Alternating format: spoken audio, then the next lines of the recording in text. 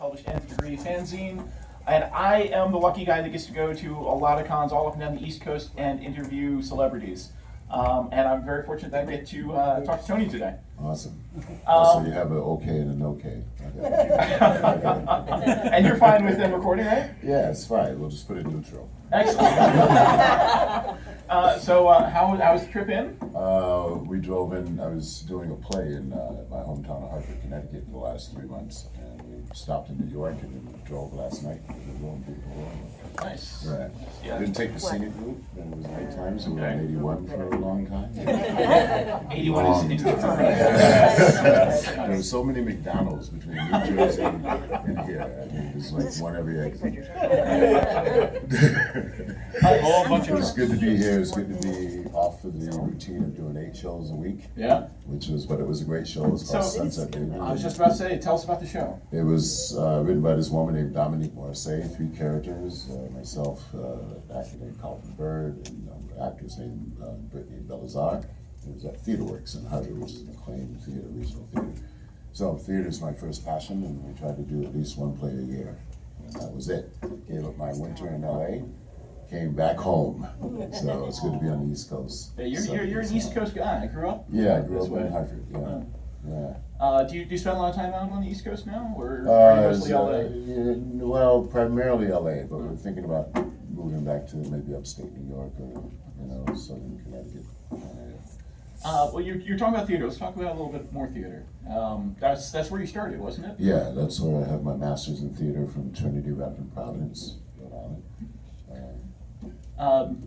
You've done some big stuff. You've done, Theater-wise. Aida, Shakespeare, Yeah, Neil. it was on You've done the Broadway. big As a matter of ones. fact, we went to see Sunset Boulevard this week on Wednesday matinee, which is at the Palace Theater, which is Aida Glenn play. Close reprising. Yes, Yeah. it was fantastic. I'll This bet. year, I saw her do it originally 22 years ago, and now she's at it again, and she's probably going to get another Tony. Excellent. Yeah. Are there any stage shows that you haven't tackled yet that you really want to sink your teeth into? Yeah, there's a lot. Right now, we're in early discussions to do the Scottish play. Actors can't mention what that name is, but that would be in DC if it happens. Oh, nice. I'd love to do Coriolanus at some point. Maybe in 10 years, King Lear would be great. It's all connected to Klingonism.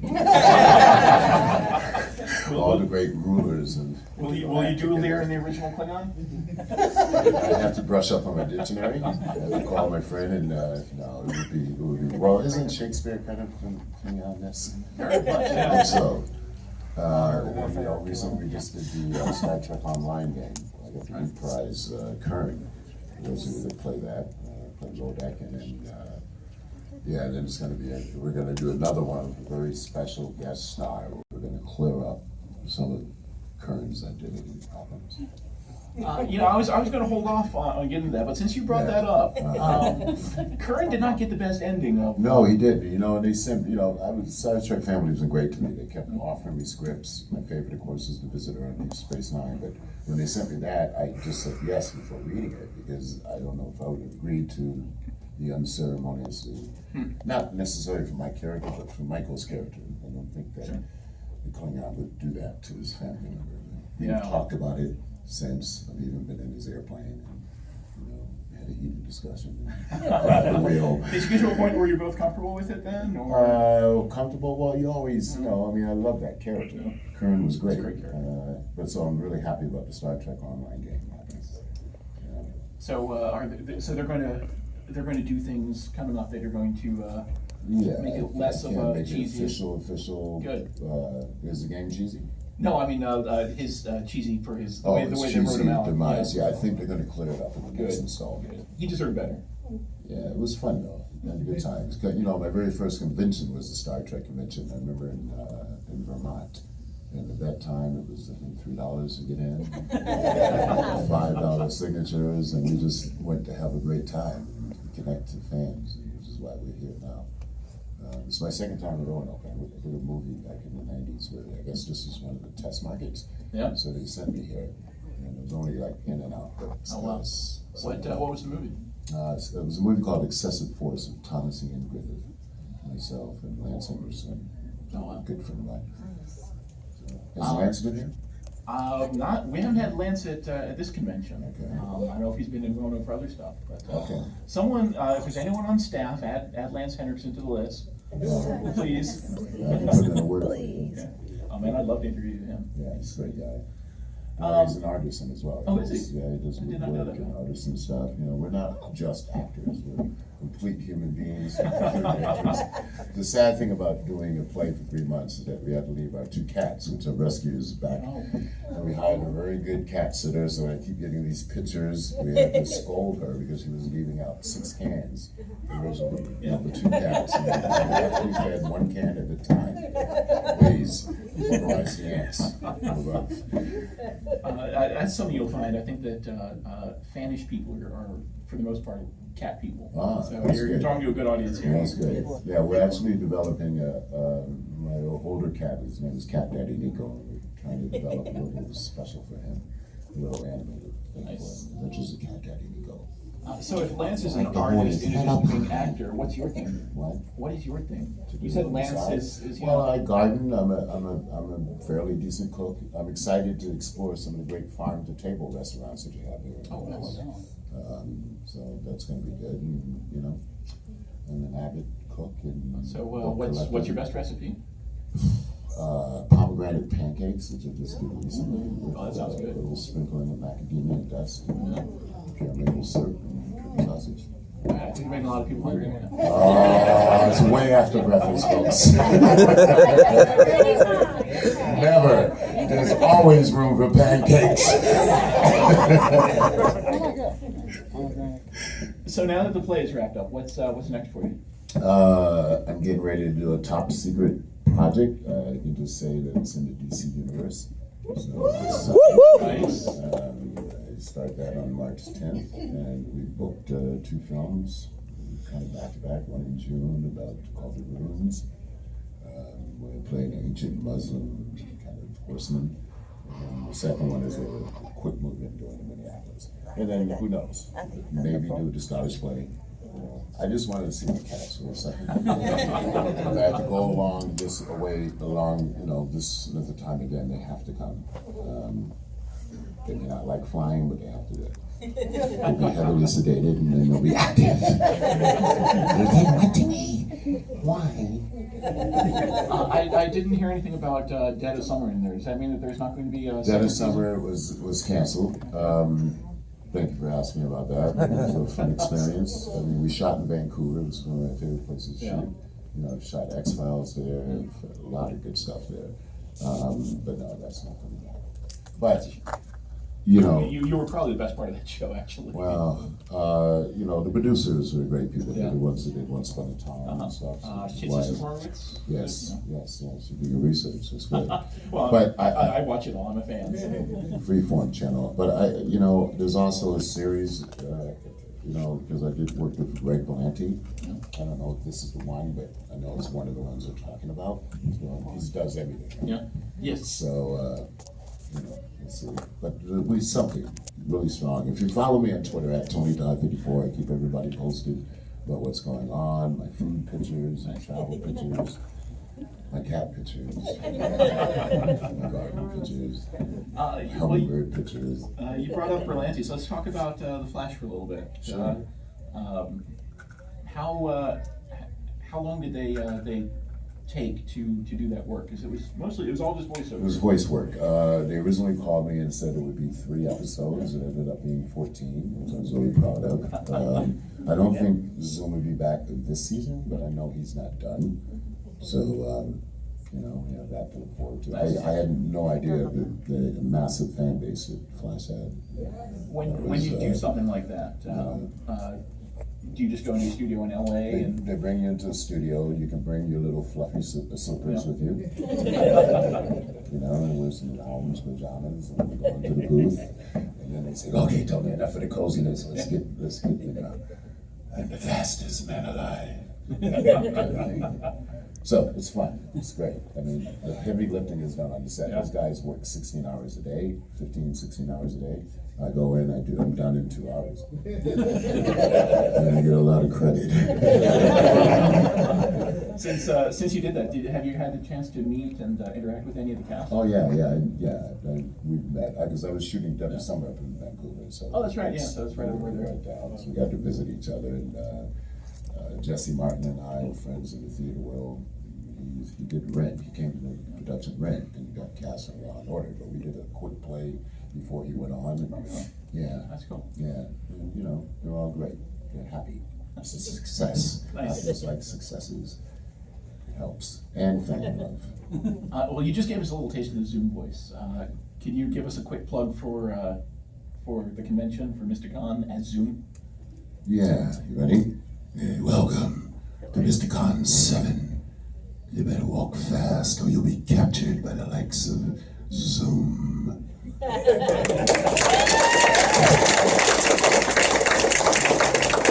That's just one cup of coffee. I'm getting more agitated as the day goes on, I'm sure. So let's go back to the 80s now. Yeah, the 80s. Yeah, That's way in back. the 80s. That's when I went to school. Yeah, well, that's also when you got your first big, 89. yeah. Okay. Well, when you say So 80s, yeah. then, you know, at least I feel like it's But troll your country or something. transition from theater into movies. Yeah.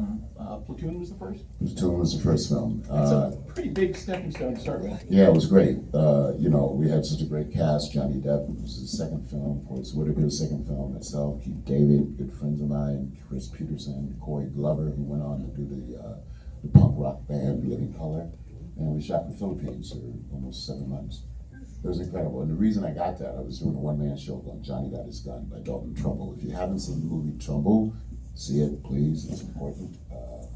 Anyway, and Oliver Stone's people saw it, brought me in, and next thing you know, I was in the Philippines. It was fantastic. It was my first film.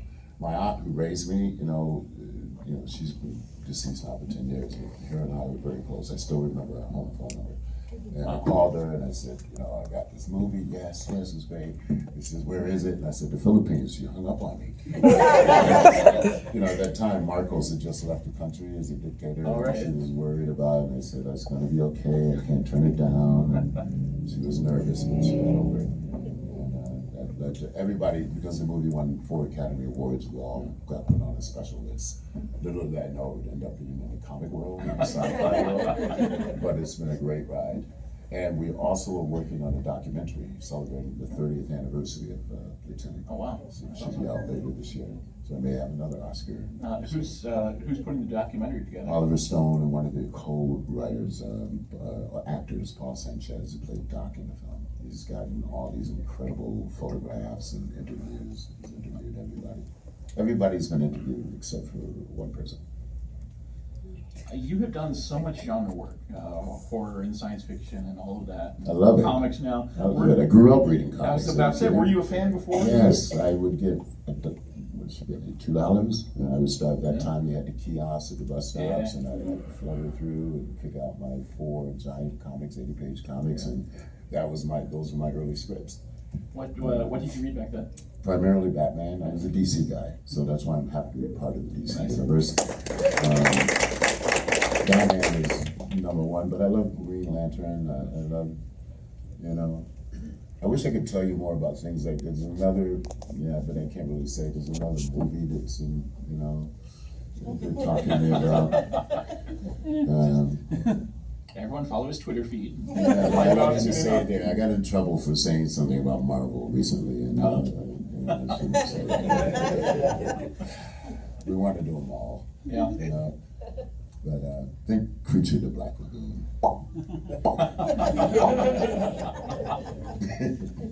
Separate worlds. Well, now I'm putting pieces together now, and I can see where it's going. Yeah, we'll see. So shortly after Platoon, you went on to Candyman.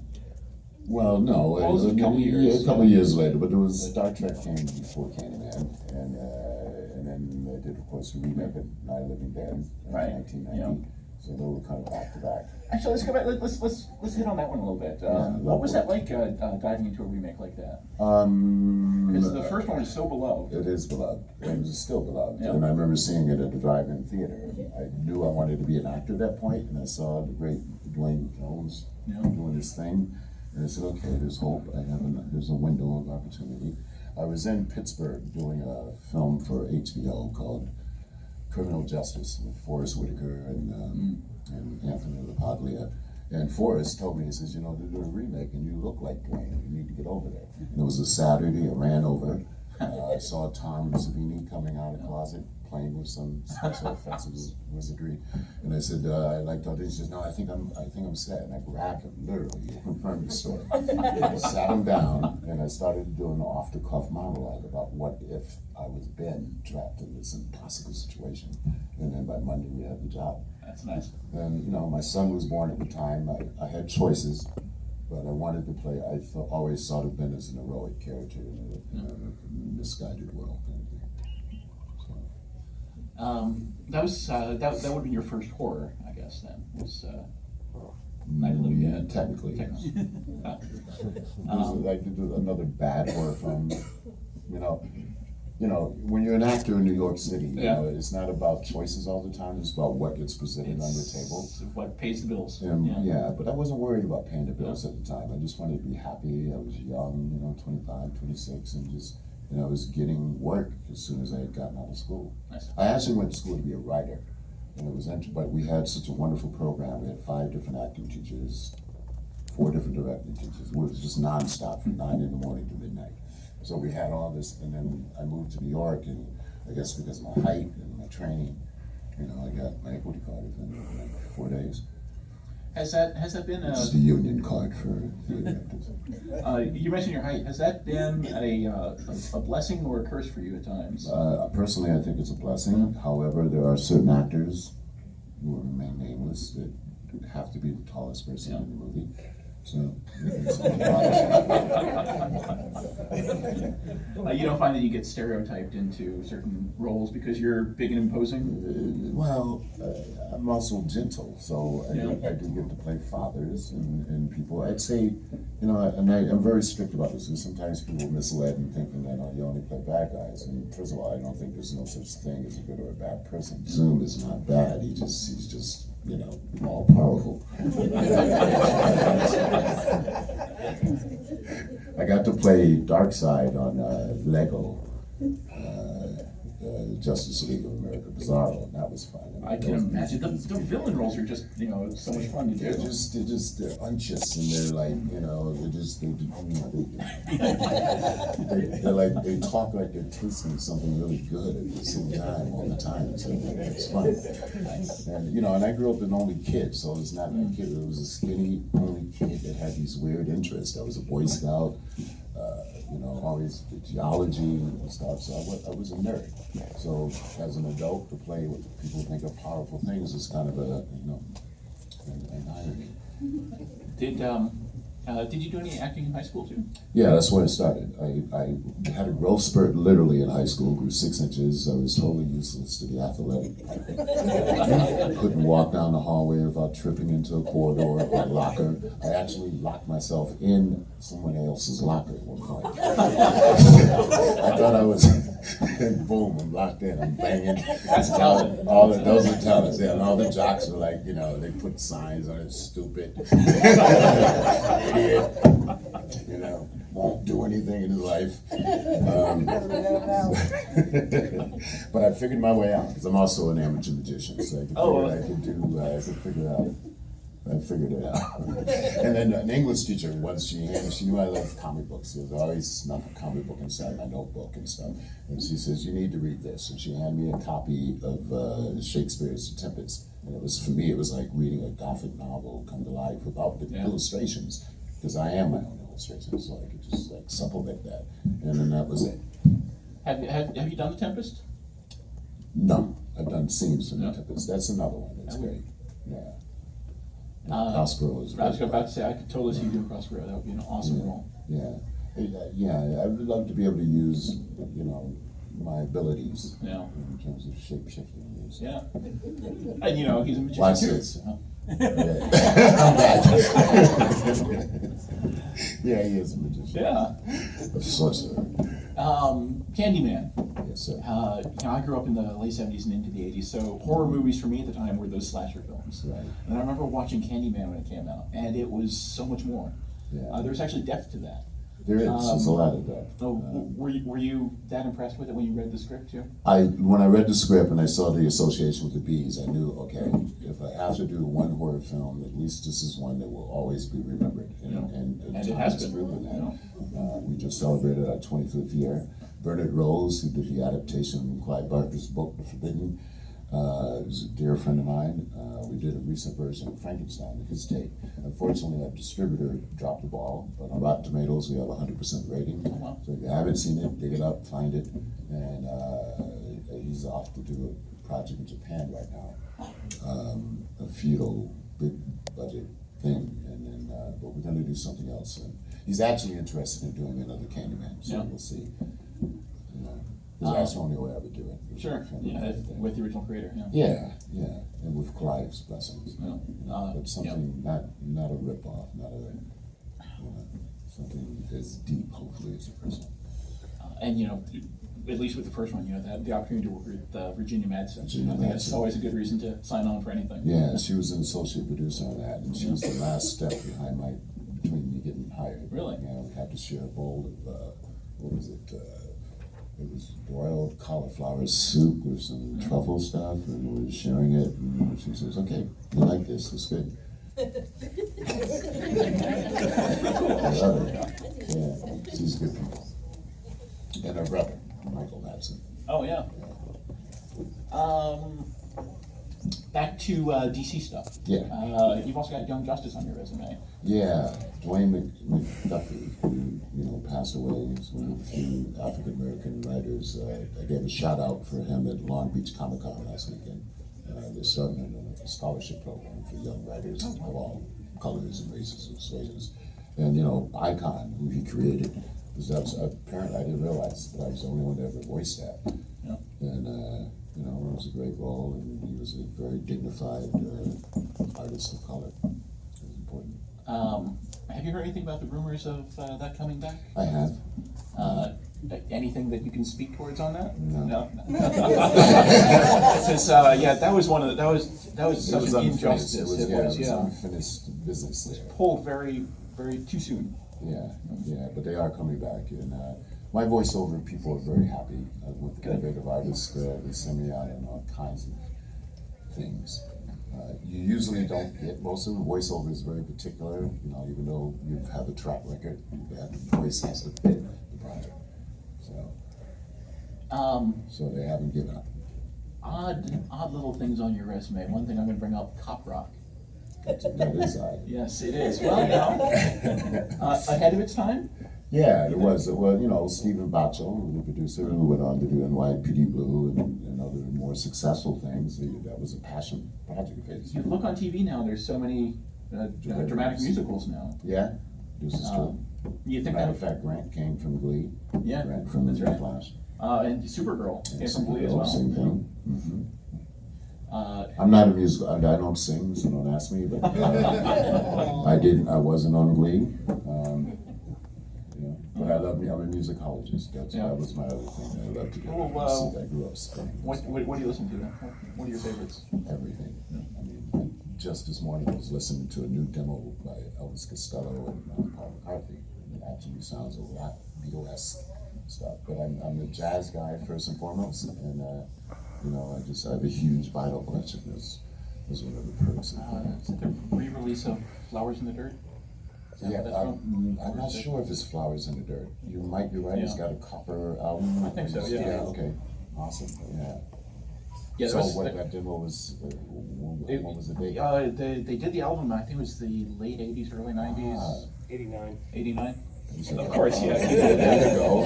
Another guy. Yeah. And I know they just re-released an expanded version of that with the demos. Okay, yeah. I'd love to get sounded a great. copy I of listened to that. two of those. Yeah. It was beautiful. I love Costello. I've seen him live. Yeah. It's great. And So on our last leg, riding in here, we were listening to the #1 Beatles stuff, so it all fit. is that the kind of stuff you grew up listening to? I grew up listening to everything. everything. You know, this is a time when AM radio was prominent, Yeah. and so you know, and music united everybody. Everybody knew the top 10 at Casey Kasem, you know, and just did a huge. Yeah. Huge, and then of course the Spotify. You know, the sound isn't as clean, and, you know, but at least it's available to people that need to get whatever musical fix they need. I know it's the answer though. Well, let's see, what else haven't we talked about? You mentioned X-Files. You did. Did I? You did. Talked about being up in Vancouver for X-Files. Okay, right. Yeah. You did one episode. One episode. You know. But the important thing about that episode, Howard Gordon, it was his first writing gig, and Howard, of course, went on to do 24 and Homeland, a lot of things. And, you know, one of the secrets of working actors is that you have repeat business with people. So I was able to, you know, I appeared been on X-Files twice, actually. No, I mean, 24 twice. I played the detective one year and then the entire season 7. So, and that was on because, and then Rob, what's Rob's last name? He was the director of the X-Files. Anyway, it was his first gig as well. So, Do you have any favorite authors or directors that you prefer to work with? yeah, all of the ones that hire me. As soon as they hire me, I go and say, man, hey, thank you. It's a tough business, you know, and I've been blessed. I don't go 2 months without working. And which is kind of the beauty of it, because I enjoy my downtime, and just as I'm getting in a hammock and getting settled, and hummingbirds fly, I'll get a call, you know, and if it's good, I'll go in. But a lot of the times they offer me things, which is also good. Nice. Yeah. All right, I have taken up half the time now, so I'm going to open this up to the Half the audience. time? See How long if do we have? anyone's